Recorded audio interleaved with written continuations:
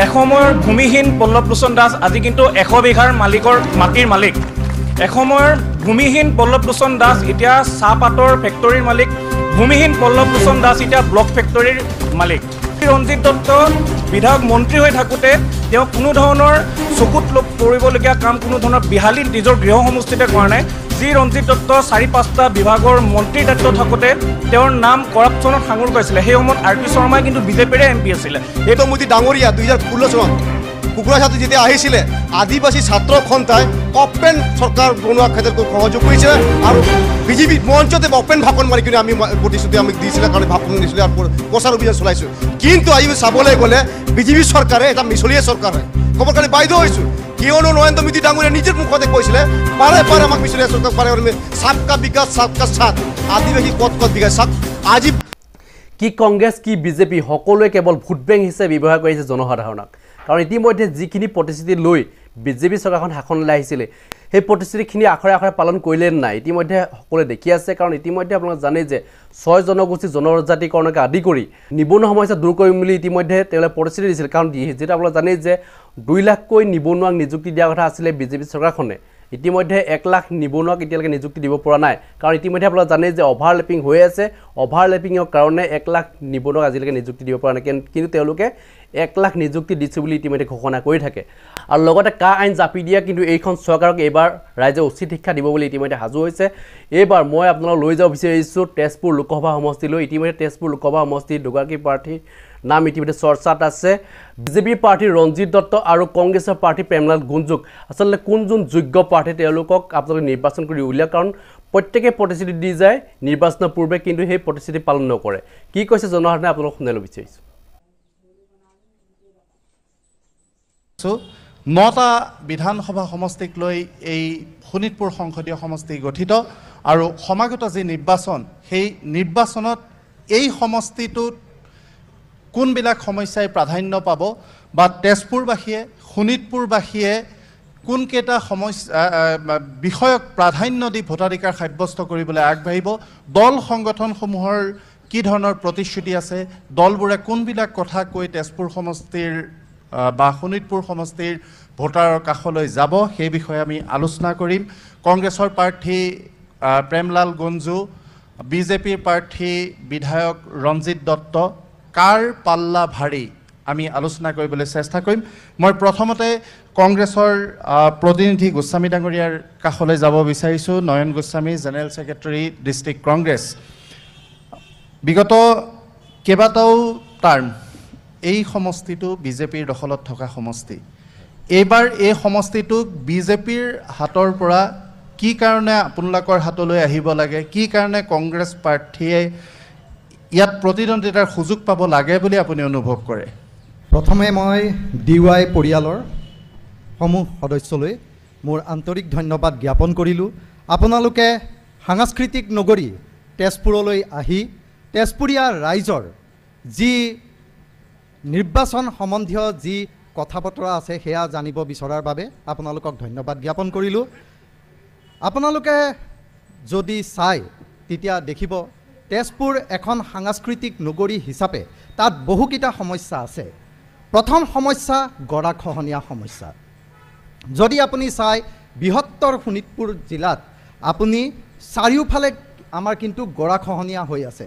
তেজপুৰৰ পৰ্বতীয়াৰ পৰা যদি ধৰে আমাৰ ৰাজগড়, কৰয়নী বঙালী, ভোমোৰাগুৰি, ভোজখোৱাৰ পৰা লৈ আমাৰ গহপুৰলৈকে বহুত গৰাখহনীয়া হৈ আছে আৰু প্ৰতি বছৰেই তাত বহুজন মানুহে বিঘাই বিঘাই মাটি হেৰুৱাইছে। এইটো এটা আমাৰ জ্বলন্ত সমস্যা। দ্বিতীয় এটা সমস্যা হৈছে বানপানী সমস্যা।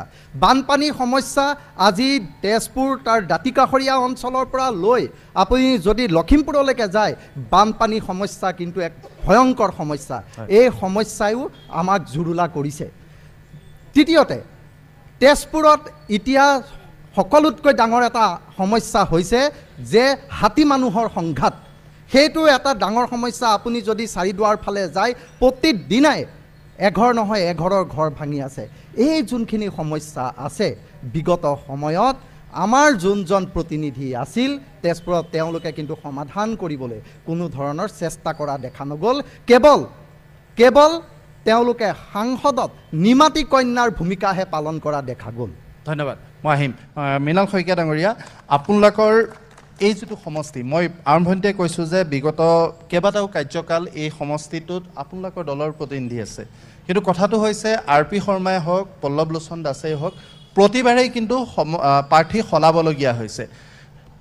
তেওঁলোকৰ উপযুক্ত নাছিল নেকি, বা তেওঁলোকে নিজৰ যি কৰ্ম সম্পাদন কৰিব লাগিছিল সাংসদ হিচাপে সেই কৰ্ম সম্পাদনত ব্যৰ্থ হ'ল বুলি বিজেপিয়ে অনুভৱ কৰিছে নেকি? তাৰ পিছতো এজন বিজেপিৰ প্ৰাৰ্থী কিয় শোণিতপুৰ সমষ্টিৰ পুনৰ প্ৰতিনিধি কৰিব লাগে? তেজপুৰবাসীৰ প্ৰতি আপুনি কি আহ্বান জনাব? শোণিতপুৰবাসীৰ প্ৰতি আপুনি কি আহ্বান জনাব? ধন্যবাদ। DY 365 পৰিয়ালবৰ্গলৈ মই আন্তৰিক ধন্যবাদ জ্ঞাপন কৰিছোঁ। আৰু যিহেতু নিৰ্বাচনৰ এক মহা উৎসৱ, এই মহা উৎসৱত আচলতে জনসাধাৰণৰ কথাখিনি তুলি ধৰিবৰ কাৰণে সংবাদ মাধ্যমে উপযুক্ত আমাৰ প্লেটফৰ্ম হয়, আৰু বিৰোধীসকলেও সেই সুযোগ লাভ কৰিছে। আমি তেখেতসকলক ধন্যবাদ জনাইছোঁ।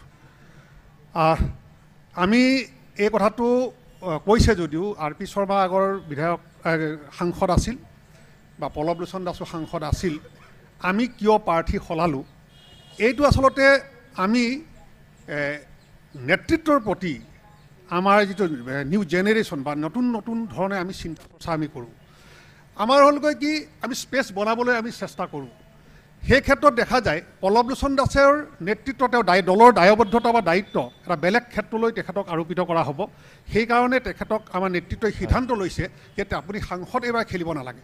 আটাইতকৈ ডাঙৰ কথা, আপোনালোকে এই কথাটোহে প্ৰশ্ন কৰা উচিত যে ইমানজন এজন সক্ষম সাংসদ হিচাপে, সকলো অঞ্চলত ঘূৰি ফুৰা জনপ্ৰিয় সাংসদ, উদীয়মান সাংসদ হিচাপে তেখেতক প্ৰাৰ্থিত্ব বঞ্চিত কৰাৰ পিছতো কিয় এই ধৰণৰ দল ত্যাগ বিৰোধীক এই ধৰণৰ কথা ভাৰতীয় জনতা পাৰ্টিত নহয়, ই কিন্তু বৰ আচৰিত কথা। আৰু দলৰ আৰু নীতিৰ আৰু দেশ যে সৰ্বোচ্চ, দেশৰ কাৰণে আমি সকলো ত্যাগ কৰিবলৈ কাৰণে সৰ্বোচ্চ ত্যাগ কৰিব লাগিব, এই কথাটোক কিন্তু আমি প্ৰতীয়মান নিয়মৰ কাৰণে, জনসাধাৰণক প্ৰতীয়মান নিয়মৰ কাৰণে এই ধৰণৰ সিদ্ধান্ত আমি লওঁ। ধন্যবাদ। মই আপোনাৰ লৈ আহিছোঁ গণপৰিষদৰ প্ৰতিনিধি, আপোনালোকৰ মিত্ৰতা আছে বিজেপিৰ সৈতে। আপোনালোকে কোনবিলাক মূল বিষয়ক লৈ শোণিতপুৰবাসীক আহ্বান জনাব যে ভোট বিজেপিৰ ফেভাৰত দিব লাগে, বিজেপি প্ৰাৰ্থীক দিব লাগে? ধন্যবাদ দাদা। আৰু এটা কথা মই জানিব বিচাৰিম, তেজপুৰ মানে এই বিশেষকৈ এই লোকসভা সমষ্টিটো অসম গণ পৰিষদৰ দুৰ্গ, কিন্তু যেতিয়া মিত্ৰতা হয় প্ৰকৃতাৰ্থত ভোট ট্ৰেন্সফাৰটো হয় নে নহয়, আপোনালোকে সেইটো এইবাৰ কৰিব পাৰিবনে নোৱাৰে? ধন্যবাদ দাদা। প্ৰথম প্ৰশ্নটোৰ আপোনাৰ মই উত্তৰ দিবলৈ ওলাইছোঁ। অসম গণ পৰিষদ, ভাৰতীয় জনতা পাৰ্টি আৰু UPPL আমাৰ মিত্ৰজোঁটৰ চৰকাৰ চলি আছে। এইটো কথা অসমৰ ৰাইজে ভালকৈ অৱগত যে আমাৰ মিত্ৰতা এক সুস্থিৰ মিত্ৰতা। মিত্ৰতাৰ ধৰ্ম পালন কৰি অসম গণ পৰিষদৰ তৃণমূল পৰ্যায়ৰ কৰ্মীসকলে অনাগত নিৰ্বাচনত যিদৰে ভাৰতীয় জনতা পাৰ্টিক সহায় কৰিব লাগিব, সেইধৰণে সহায় কৰিবলৈ আমি দায়বদ্ধ। দ্বিতীয়তে, ভোট ট্ৰান্সফাৰ যিটো কথা আপুনি উত্থাপন কৰিছে, ভোট ট্ৰান্সফাৰৰ কথাটোত এইটো এটা দেশ সত্য কথা যে শোণিতপুৰ লোকসভা সমষ্টিৰ অন্তৰ্গত যিকেইটা বিধানসভা সমষ্টি আছে তাত আজিৰ তাৰিখতো অসম গণ পৰিষদ দলৰ ভেটি মজবুত হৈ আছে। আৰু বিজেপি দলক লগত লৈ পেলাই আমি আগবাঢ়িছোঁ বা বিজেপি দলে আমাক লৈ পেলাই আগবাঢ়িছে। আৰু অসম গণ পৰিষদৰ নিষ্ঠাবান কৰ্মীসকলে কেতিয়াও ভোট ট্ৰান্সফাৰ ক্ষেত্ৰত কোনো ধৰণৰ কাৰ্পণ্যতা কৰা নাই। যেতিয়াই প্ৰয়োজন হৈছে যিকোনো নিৰ্বাচনত, যোৱাটো নিৰ্বাচনত বিধানসভা নিৰ্বাচনত আমাৰ যেতিয়া ইয়াত সন্মানীয় বিধায়ক পৃথ্বীৰাজ ৰাভাক আমি নিৰ্বাচিত কৰিছিলে তেজপুৰবাসী ৰাইজে, তেতিয়া বিজেপিৰ সকলো কৰ্মীয়ে সম্পূৰ্ণ সহযোগিতা কৰিছে আৰু ৰাইজৰ পৰা আমি বিজেপি দলৰ ভোটটো আমালৈ ট্ৰান্সফাৰ হৈছে। এতিয়া আমাৰ দায়িত্ব আহি পৰিছে, আমি আমাৰ কৰ্মীসকলক তেনেদৰে আমি তেওঁলোকৰ ওচৰত যোগাযোগ কৰিছোঁ, প্ৰচাৰ কাৰ্য চলাইছোঁ, নিৰ্বাচনী আমি গোটেই সমীকৰণটো চাই পেলাই আমাৰ ভোটটো ট্ৰান্সফাৰ আমি বিজেপিলৈ কৰিম আৰু মিত্ৰজোঁটৰ যিজন প্ৰাৰ্থী সেই প্ৰাৰ্থীজনক আমি ইয়াত নিশ্চয়ভাৱে জয়ী কৰিবলৈ সক্ষম হ'ম। হয়, মই ডেকা ডাঙৰীয়া আপোনাৰ ওচৰলৈ আহিছোঁ। এটা গুৰুত্বপূৰ্ণ নিৰ্বাচন আৰু বিশেষকৈ যিখন ভাৰতীয় জনতা পাৰ্টীৰ নেতৃত্বাধীন চৰকাৰ কেন্দ্ৰত আৰু ৰাজ্যত, আপোনালোকৰ দলে কঠোৰভাৱে সমালোচনা কৰিছে আৰু এটা সক্ৰিয় বিৰোধী দলৰ স্থিতি আপোনালোকে গ্ৰহণ কৰিছে। শোণিতপুৰৰ ক্ষেত্ৰত আপোনালোকৰ স্থিতিটো কি হ'ব? ইয়াত আপোনালোকৰ প্ৰাৰ্থী নাই, আপোনালোকৰ মিত্ৰজোঁটৰ প্ৰাৰ্থী আছে, কিন্তু কোনকেইটা মূল ইছ্যুক লৈ আপোনালোক ভোটাৰৰ কাষলৈ যাব? ধন্যবাদ DY 365 পৰিয়ালবৰ্গলৈ। আমি বিৰোধী ঐক্য মঞ্চ তথা অসম জাতীয় পৰিষদৰ পৰা ধন্যবাদ জ্ঞাপন কৰিছোঁ। আগন্তুক শোণিতপুৰ লোকসভা নিৰ্বাচনৰ আমাৰ বিৰোধী ঐক্য মঞ্চ তথা অসম জাতীয় পৰিষদৰ মূল ইছ্যু হ'ব আমাৰ আমি কাক লৈ আমি জনসাধাৰণৰ মাজত আমি যাম। কাৰণ আপোনালোকে জানে যে অৱশেষত অসমীয়া জাতিৰ আৱেগ অনুভূতি আৰু শ্বহীদৰ চৰম ত্যাগক তেওঁলোকে ভৰিৰে মোহাৰি নাগৰিকত্ব সংশোধনী আইনখন তেওঁলোকে ৰূপায়ণ কৰিলে।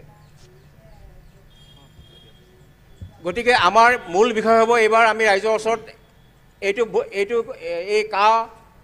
ৰূপায়ণ কৰাৰ ক্ষেত্ৰত এই চৰকাৰে যি ভূমিকা গ্ৰহণ কৰিলে তাৰ সম্পূৰ্ণ আমি ৰাইজৰ ওচৰলৈ যাম, যাই আমি ক'ম যে আপোনালোকে আগন্তুক লোকসভা নিৰ্বাচনত যিহেতু বিজেপি চৰকাৰে আপোনালোকে জানে যে নৰেন্দ্ৰ মোদী ভাৰতৰ মাননীয় প্ৰধানমন্ত্ৰী তেখেতে কৈছিল যে 14 চনৰ নিৰ্বাচনৰ সময়ত যে তালি টোপলা বান্ধি বিদেশী ইয়াৰ পৰা যাব লাগিব।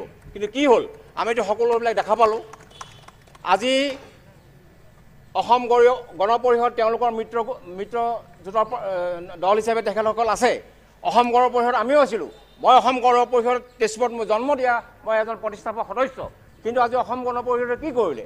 আজি তেওঁলোকে মিত্ৰ গোষ্ঠীৰ লগত লগ লাগি কাখন ৰূপায়ণ কৰিলে। তেওঁলোকে শ্বহীদক নস্বাত ডেকা ডাঙৰীয়া অসম ডেকা ডাঙৰীয়া কথাটো হৈছে যে এই যিখন নাগৰিকত্ব সংশোধনী আইন সেই আইনখনৰ পিছত মানে সংসদত গৃহীত হোৱাৰ পিছত কেইবাটাও নিৰ্বাচন হৈছে য'ত ভাৰতীয় জনতা পাৰ্টীয়ে বিজয় সাব্যস্ত কৰিছে বা কাৰ যিটো ইছ্যু সেইটোত ছাকচেছ হোৱা নাই মানে আপোনালোকে নিয়াৰ পিছতো এইবাৰ কি কাৰণে আপোনালোকে ভাবে যে 2024 নিৰ্বাচনটোত এটা বিশেষ ফেক্টৰ হ'ব পাৰে?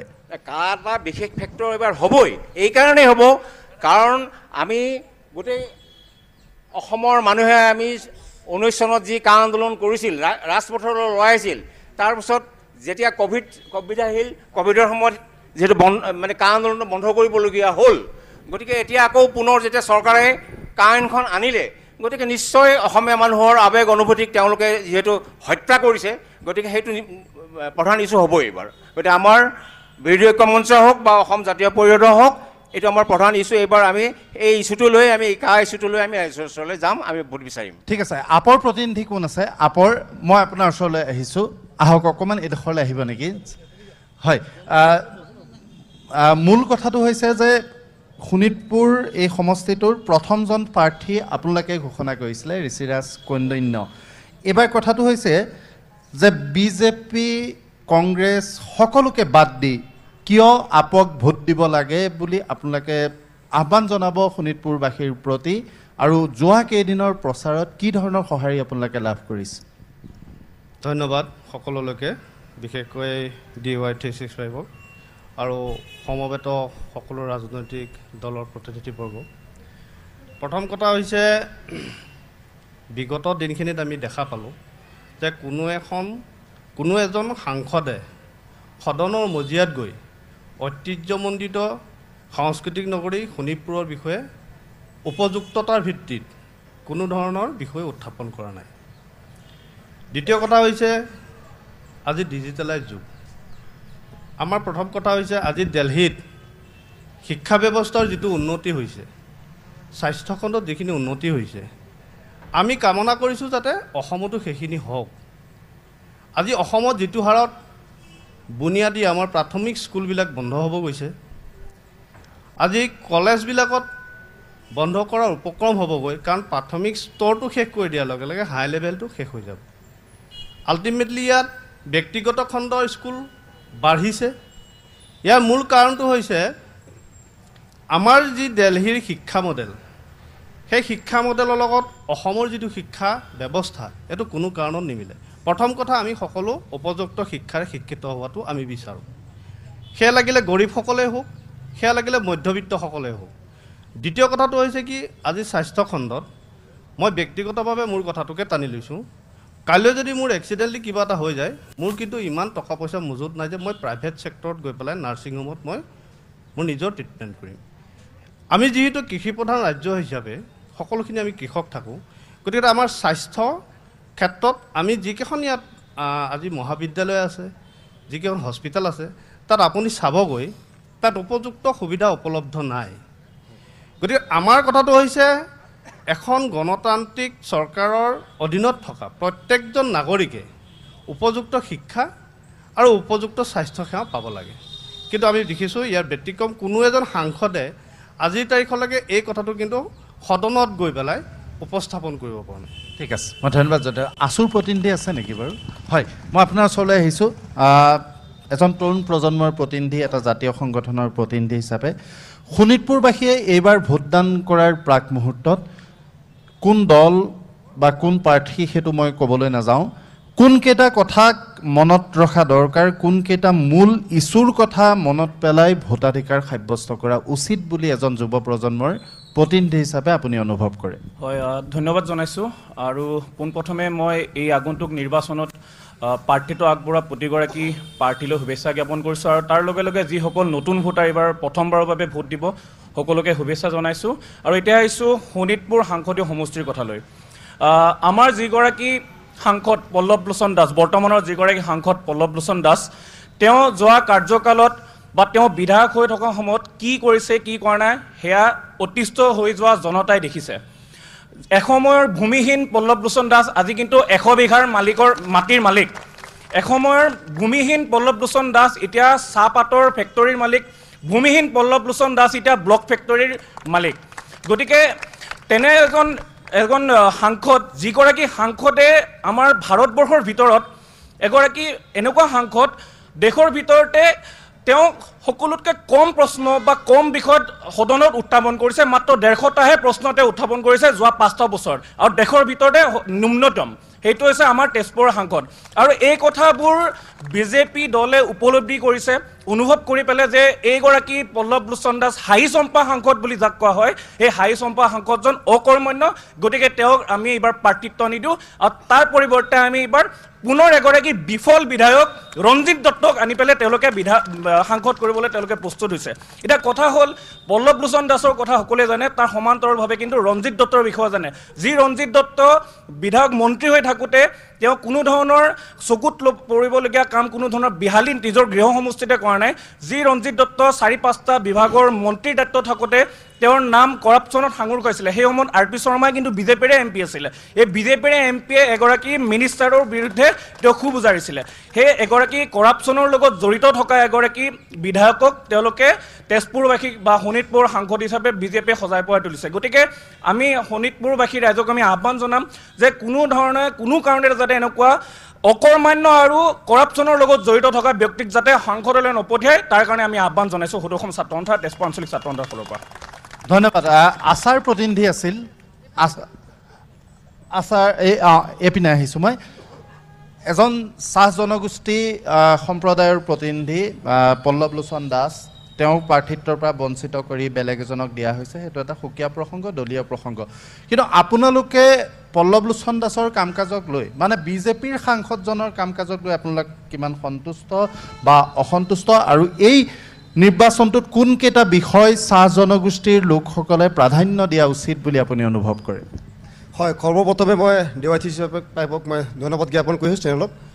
যিহেতু আপোনালোকে কৈছে পল্লৱলোচন দাস ডাঙৰীয়াক আমি কি ভিত্তিত মানে আমি বিচাৰিছিলোঁ আৰু কি ভিত্তিত মানে আমি তাক বাইকট কৰিছিলোঁ। আপুনি নিশ্চয় গম পাইছে আমি আদিবাসী জনগোষ্ঠীৰ এটা প্ৰতিনিধি আছিলে, আৰু এইটো আমাৰ বৃহত্তৰ সংখ্যক আদিবাসী জনগোষ্ঠীৰ এইটো মেজৰিটি এটা সমষ্টি হয়, আমাৰ তেজপুৰ লোকসভা সমষ্টি।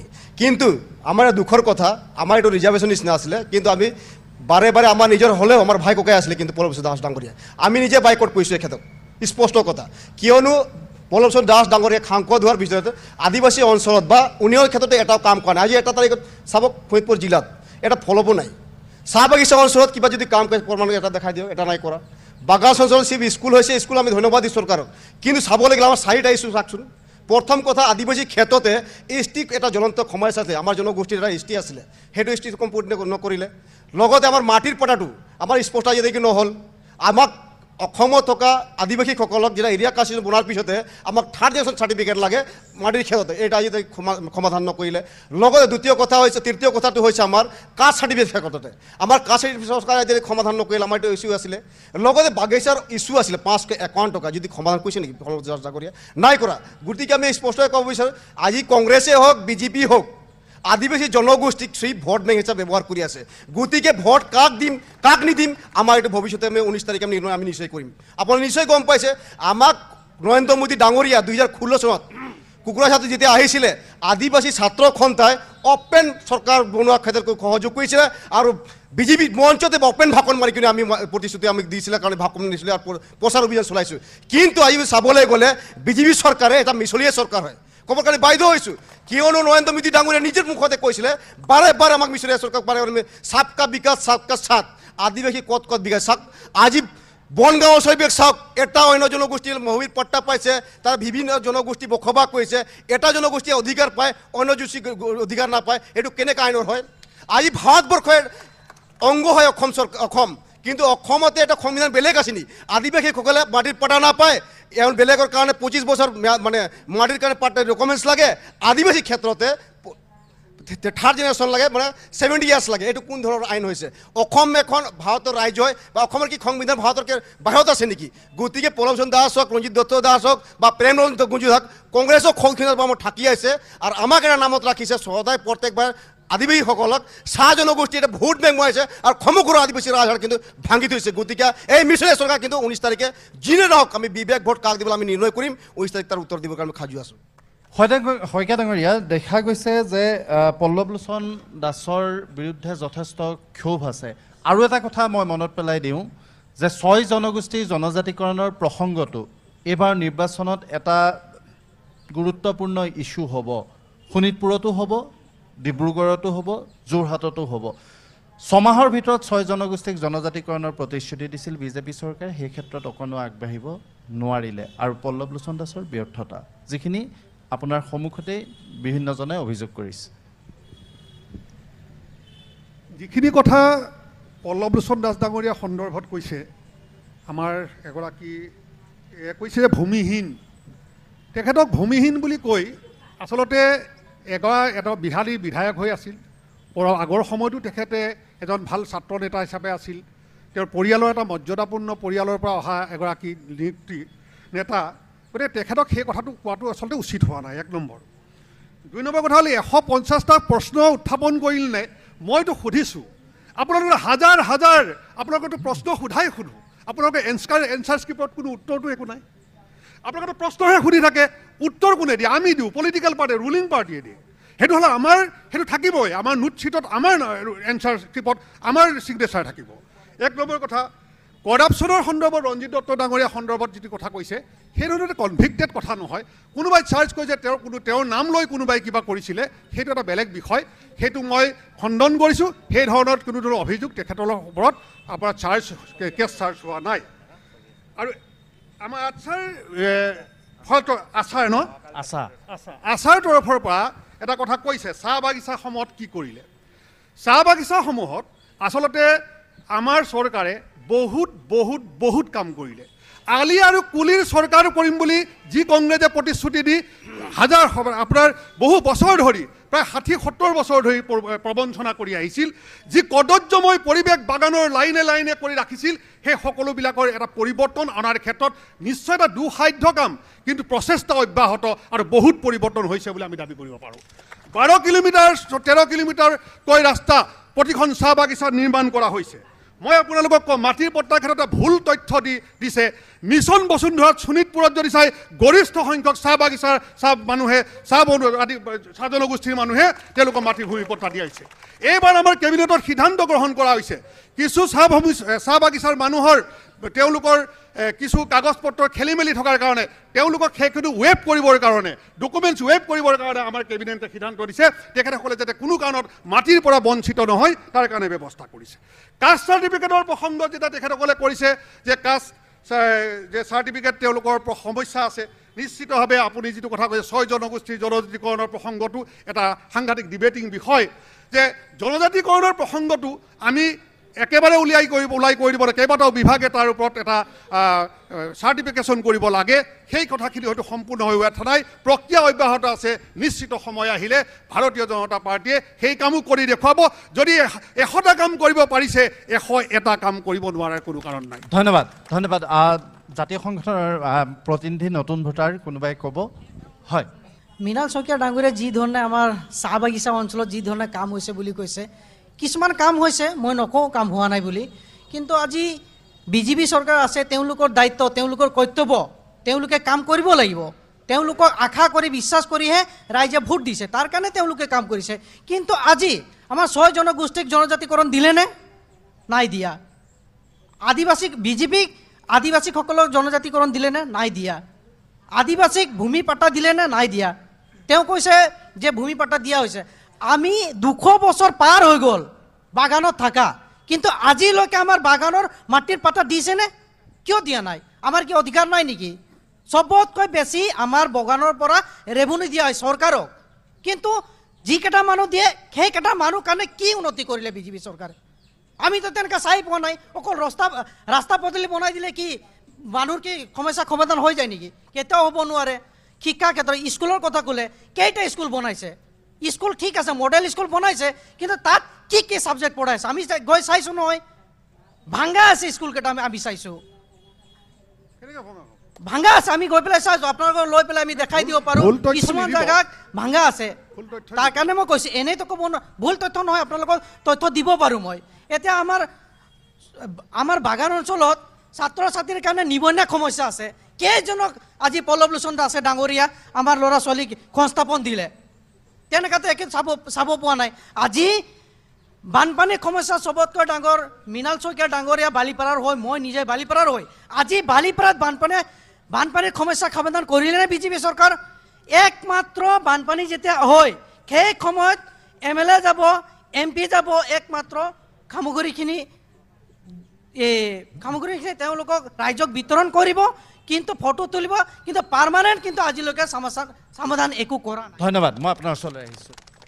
হয়তো মই আজি ৰঙাপাৰা সমষ্টি পিছপৰীয়া অঞ্চল গাঁৱৰ ল'ৰা হিচাপে মই গাঁৱৰ বিশেষকৈ পিছপৰীয়া গাঁৱৰ অঞ্চলৰ কথাখিনি ৰাখিবলৈ বিচাৰিছোঁ। পিছপৰীয়া গাঁও অঞ্চলৰ কাম আজি বিজেপি হওক, কংগ্ৰেছে হওক, যিকোনো দলে হওক, আজি প্ৰতিনিধিত্ব কৰি বিধানসভা বা আপোনাৰ ধৰি দিয়ক নিজৰ মন্তব্যটো ৰাখিব যেতিয়া দিয়ে, সেই সময়ত আমাৰ পিছপৰীয়া অঞ্চল গাঁওসমূহৰ কথাটো একেবাৰে নাৰাখে।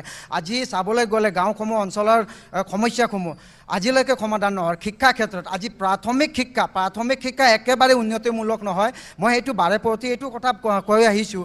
আৰু আপোনাৰ স্বাস্থ্য কেন্দ্ৰ, আমাৰ প্ৰাথমিক যোনটো স্বাস্থ্য কেন্দ্ৰ, সেইটো একেবাৰে উন্নতিমূলক নহয়। আজি আমি ৰঙাপাৰাতে চাওঁ বা বালিপাৰাতে চাওঁ বা চাৰিদুৱাৰতে চাওঁ, একেবাৰে বেয়া। আৰু তেজপুৰতে চাওঁ, আমাৰ আমাৰ বিভিন্ন জাতি জনগোষ্ঠী থকা এটা শোণিতপুৰ, এই শোণিতপুৰত আমাক কোনো জাতি জনগোষ্ঠীয়ে হওক নহওক কিয় আমাৰ একেবাৰে উন্নতমূলক নহয়।